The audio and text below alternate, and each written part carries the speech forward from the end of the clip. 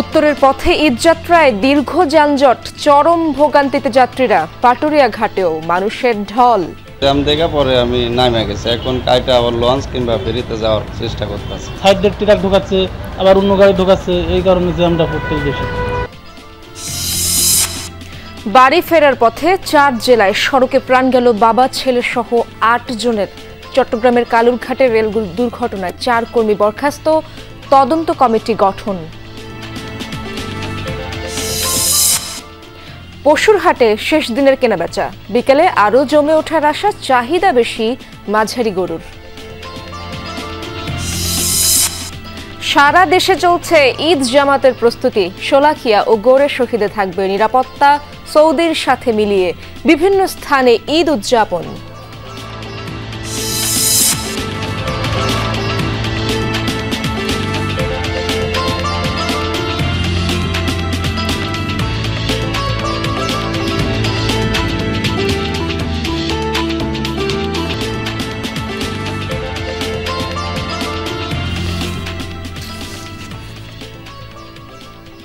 আমন্ত্রণ সংবাদ সারা দেশে, আপনাদের সঙ্গে আছি আমি ইশরাত জাহান। এতক্ষণ শিরোনামগুলো দেখছিলেন, এবার বিস্তারিত খবর জানাবো।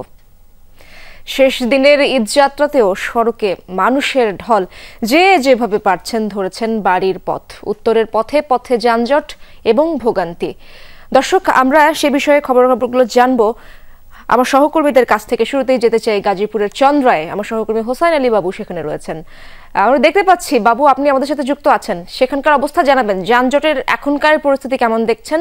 শেষ দিনের স্বভাবতই মানুষের ঢল একটু বেশিই থাকে, যানজট কখন নাগাদ কমতে পারে, নাকি এই পরিস্থিতি আরো চলমান থাকবে, কি মনে হচ্ছে?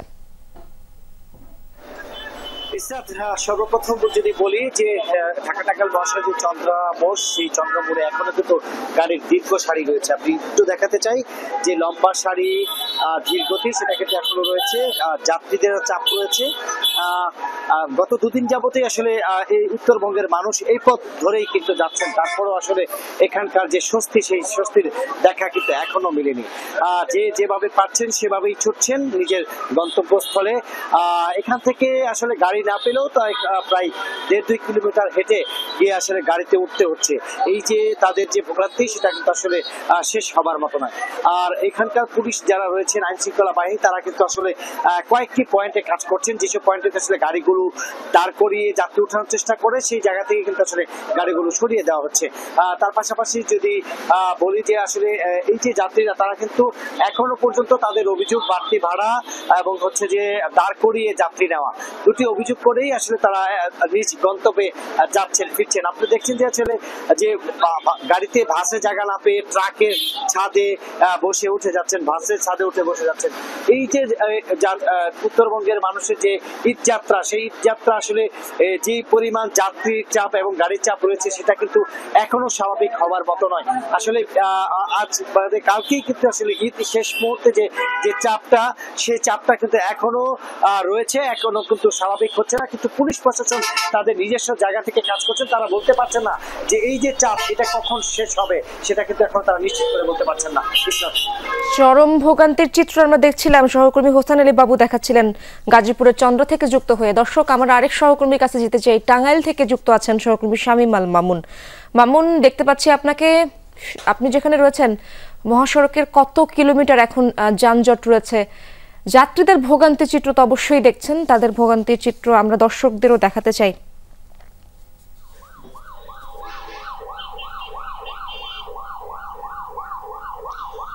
ইশরাত জাহান, আমি কিন্তু স্বস্তির খবর এখন পর্যন্ত দিতে পারছি না। কারণ হিসেবে আপনার মাধ্যমে আমি দর্শকদের দেখাতে চাই যে এই যে ঢাকা টাঙ্গাইল যমুনা সেতু যে মহাসড়কটি রয়েছে, এই মহাসড়কে কিন্তু এখনো প্রচুর পরিমাণে গাড়ির জটলা রয়েছে। সেই গত পরশুদিন থেকে যখন সরকারি বেসরকারি অফিস আদালত এবং গতকালকে গার্মেন্টস শ্রমিক শিল্প যেগুলো বন্ধ দেওয়া হয়েছিল, তারপরে কিন্তু জনস্রোতের সৃষ্টি হয় এবং উত্তরবঙ্গের দিকে যারা ঈদ করার জন্য বাড়ি ফিরছেন, তারা কিন্তু প্রচন্ড ভোগান্তি নিয়ে বাড়ি ফিরছেন। আরেকটি বিষয় জানিয়ে রাখি যে এই কিছুক্ষণ আগে দুজন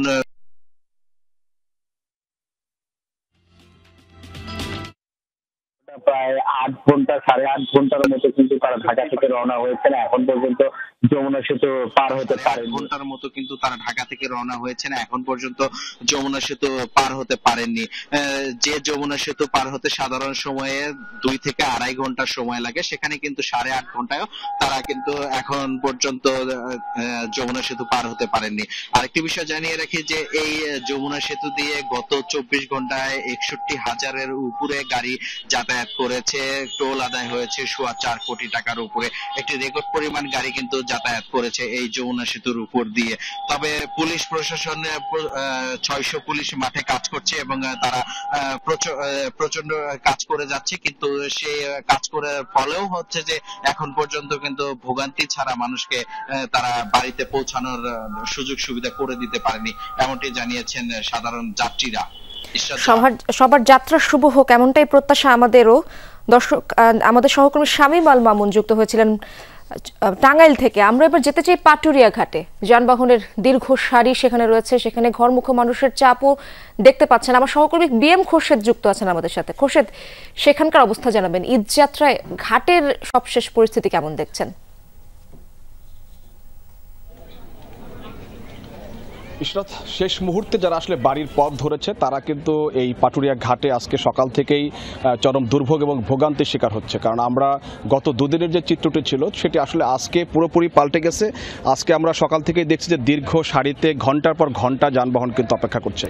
এই মুহূর্তে আমার সামনে এবং পেছনে যে যানবাহন রয়েছে তাতে প্রায় 2 শতাধিক যানবাহন কিন্তু পারাপার অপেক্ষায় রয়েছে। তবে ছোট গাড়ির চাপ আমরা দেখেছি যে বেলা বাড়ার সঙ্গে সঙ্গে চাপ কিছুটা কমেছে এবং যাত্রীর চাপ কমেছে। তবে দূরপাল্লার যানবাহন কিন্তু এখনো দীর্ঘ সারিতে কিন্তু অপেক্ষা করছে এবং বিআরডব্লিউটিসি কর্তৃপক্ষ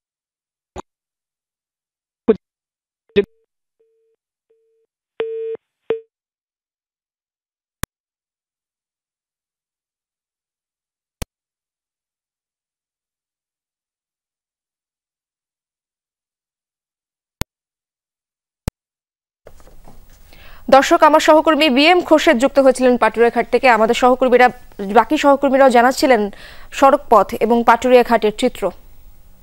4 জেলায় সড়ক দুর্ঘটনায় বাবা ও ছেলে সহ অন্তত 8 জন নিহত হয়েছে, আহত হয়েছেন বেশ কয়েকজন। সকালে ময়মনসিংহের তারাকান্দার তালদিঘি এলাকা যাত্রীবাহী বাস তিশা পরিবহন নিয়ন্ত্রণ হারিয়ে মসজিদে ধাক্কা খায়। এতে বাবা ও ছেলে নিহত হয়েছেন। তারা নারায়ণগঞ্জ থেকে হালুয়াঘাটে ঈদ উদযাপন করতে যাচ্ছিলেন। দুর্ঘটনায় আহত অন্তত 8 জন, তাদের মধ্যে কয়েকজনের অবস্থা গুরুতর। টাঙ্গাইলে বাড়ি ফেরার পথে ট্রেন ও বাসের ছাদ থেকে পড়ে মারা গেছে 2 জন। এছাড়া গাইবান্ধায় আলাদা দুর্ঘটনায় স্বামী স্ত্রী সহ 3 জন মারা গেছেন। এছাড়া ঝালকাঠিতে বাড়ি ফেরার পথে বাস চাপায় 1 জন নিহতের খবর পাওয়া গেছে। চট্টগ্রামের কালুরঘাট সেতুতে পর্যটক এক্সপ্রেস ট্রেনের ধাক্কায় 3 যাত্রী নিহতের ঘটনায় রেলের 4 কর্মীকে সাময়িক বরখাস্ত করা হয়েছে। গঠন করা হয়েছে 3 সদস্যদের তদন্ত কমিটি। দুর্ঘটনার কারণে শিরুল বিপর্যয়ে পড়েছে ট্রেনটি। গতরাতে ট্রেনের সাথে কয়েকটি গাড়ির সংঘর্ষ হয়। এতে সিএনজি অটোরিকশা আরোহী শিশুসহ 3 জন নিহত হয়, আহত হয়েছেন আরও 1 জন। পদ্মা ও যমুনা সেতুতে একদিনে সর্বোচ্চ টোল আদায়ের রেকর্ড হয়েছে। পদ্মা সেতুতে বুধবার রাত 12টা থেকে বৃহস্পতিবার রাত 12টা পর্যন্ত 24 ঘন্টায় 52,487টি যানবাহন পারাপার হয়েছে। টোল আদায় হয়েছে 5,43,28,000 টাকা, যা পদ্মা সেতুতে একদিনে টোল আদায়ের সর্বোচ্চ। যমুনা সেতুতে বেড়েছে যানবাহন পারাপারের চাপ। সেতু কর্তৃপক্ষ জানিয়েছে গত 24 ঘন্টায় পারাপার হয়েছে 64,263টি যানবাহন। টোল আদায় হয়েছে 4,10,80,000-এর বেশি টাকা, যা একদিনে রেকর্ড টোল আদায়। সারা দেশের পশুর হাটে চলছে শেষ দিনের কেনাবেচা। বিকেলে আরো জমে ওঠার আশা করছেন বিক্রেতারা। এ বিষয়ে আরো জানবো। বরিশালে যেতে চাই, আমার সহকর্মী কাউসার হোসেন সেখানে খবর রাখছেন। কাউসার, আপনি যেখানে রয়েছেন সেখানকার অবস্থা জানাবেন। হাটে এখন পশু কেমন দেখছেন এবং যারা গরু কিনবেন তারা তো রয়েছেনই, ছাগলের ক্রেতা যারা রয়েছেন তাদের জন্য ছাগল কেমন উঠেছে জানাবেন।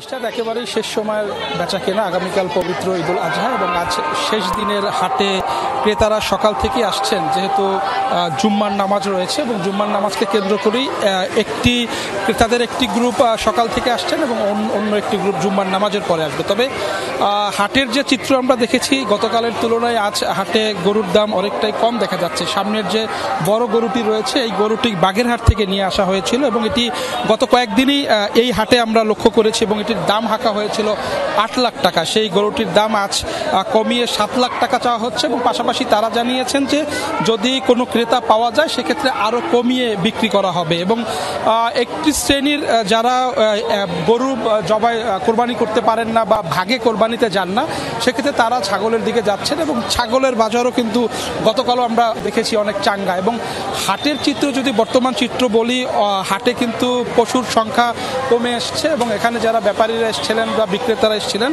তারা কিন্তু জানিয়েছেন যে তারা কেউ 5টি গরু নিয়ে এসছে বা কেউ 10টি গরু নিয়ে এসছে, তাদের 60% 80% গরু তারা বিক্রি করে ফেলছেন। এবং আজকের হাটের চিত্র দেখে যারা ক্রেতারা আসছেন তারা সন্তুষ্টি প্রকাশ করেছেন। তারা বলছেন যে গতকালের তুলনায় আজ গরুর দাম অনেকটাই কম এবং শেষ সময়ে বিক্রেতারাও বলছেন যে তাদের স্বল্পমাত্র লাভ হলেই তারা গরুটি ছেড়ে দিবেন। এবং বরিশাল সিটি কর্পোরেশনের মধ্যে 4টি হাট রয়েছে এবং সিটির বাইরেও বেশ কয়েকটি হাট রয়েছে এবং হাটে যারা কর্তৃপক্ষ রয়েছে তারা জানিয়েছেন যে সারা রাত হাট চলবে এবং যারা গরু কিনতে আসবেন যতক্ষণ পশু থাকবে ততক্ষণ তারা দিতে পারবেন এবং সার্বিক আইনশৃঙ্খলা পরিস্থিতিও স্বাভাবিক রয়েছে এবং রাত পর্যন্তই বরিশালের যে পশুর হাটগুলো সেগুলো চলবে। ইশরাত। কাউসার, অনেক ধন্যবাদ আপনাকে। বরিশালের খবর জানাচ্ছিলেন সহকর্মী কাউসার হোসেন। দর্শক, আমরা সিলেটে যেতে চাই। সিলেটের পশুহাটে রয়েছেন আমার সহকর্মী নাবিল হোসেন। নাবিল, সেখানকার অবস্থা জানাবেন। শেষ দিনে পশুর হাট কতটা জমেছে এবং দাম নিয়ে ক্রেতা বিক্রেতাদের প্রতিক্রিয়া তো আপনি শুনছেনই, সে ব্যাপারেও জানাবেন।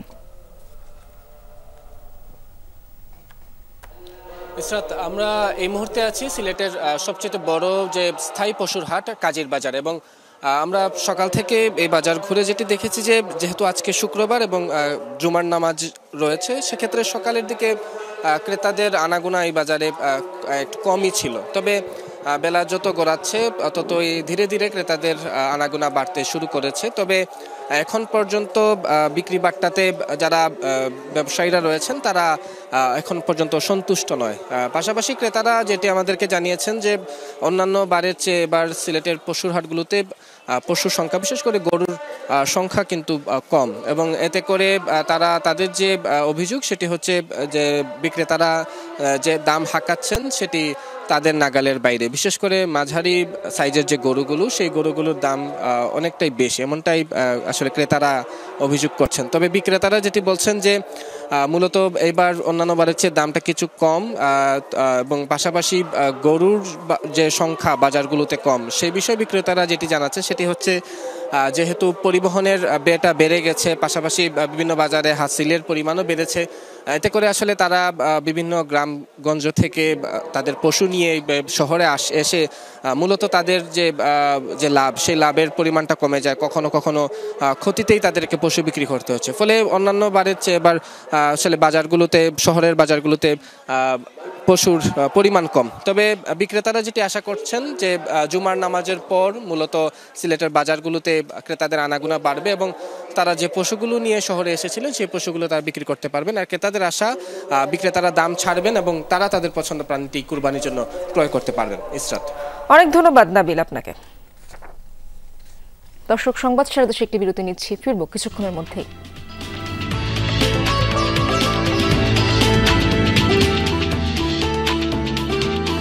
সারা দেশে চলছে ঈদ জামায়াতের শেষ সময়ের প্রস্তুতি। শোলাকিয়া ও গোরে শহীদ ময়দানে থাকছে কড়া নিরাপত্তা। কিশোরগঞ্জের ঐতিহাসিক শোলাকিয়া মাঠে এবার 198তম ঈদের জামায়াত অনুষ্ঠিত হবে। এরই মধ্যে বেশিরভাগ কাজ শেষ হয়েছে। সকাল 9টায় অনুষ্ঠিত হবে নামাজ। ইমামতি করবেন মাওলানা আবুল খায়ের মোহাম্মদ সাইফুল্লাহ। মুসল্লিদের জন্য থাকছে 2টি বিশেষ ট্রেন, থাকছে 4 স্তরের নিরাপত্তা ব্যবস্থা। ড্রোনের মাধ্যমে করা হবে নজরদারি। এই এলাকার সার্বিক নিরাপত্তার জন্য আমরা একসাথে র্যাব, বিজিবি, সেনাবাহিনী জেলা প্রশাসন মিলে একসাথে কাজ করছি। বিশেষ ট্রেনের ব্যবস্থা রেখেছে ঈদের দিন, যাতে কিশোরগঞ্জের বাইরের যে মুসল্লিরা এই ঈদ জামাতে অংশগ্রহণ করবেন, শামিল হবেন। দেশের আরেক বৃহৎ ঈদগাহ দিনাজপুরের গোরে শহীদে চলছে শেষ সময়ের প্রস্তুতি। মাঠ পরিচ্ছন্নতার পাশাপাশি সাজসজ্জায় ব্যস্ত কর্মীরা। সকাল 8:30টায় অনুষ্ঠিত হবে জামাত। নামাজ পড়াবেন মাওলানা মাসুদুর রহমান। ঈদ জামাত ঘিরে 3 স্তরের নিরাপত্তা ব্যবস্থা নিয়েছে প্রশাসন। থাকছে ওয়াচ টাওয়ার। সৌদি আরবের সাথে মিল রেখে দেশের কয়েক জায়গায় ঈদ উল আজহা উদযাপিত হচ্ছে। চাঁদপুরের হাজীগঞ্জ সহ 4 উপজেলার 40টি গ্রামে ঈদের নামাজ পড়েছেন মুসল্লিরা। মুসলিম উম্মার শান্তি কামনায় মোনাজাত করেন তারা। ঈদের নামাজ পড়েছেন জামালপুরের 2 উপজেলার 20 গ্রামের মানুষ। ঝিনাইদহের হরিণাকুণ্ডের কয়েকটি গ্রামের মুসল্লিরাও ঈদ পালন করছেন। এছাড়া সাতক্ষীরা, পটুয়াখালী সহ কয়েকটি জেলার কিছু জায়গায় ঈদ উল আজহা উদযাপিত হচ্ছে। নামাজ শেষে পশু কোরবানি দিচ্ছেন মুসল্লিরা।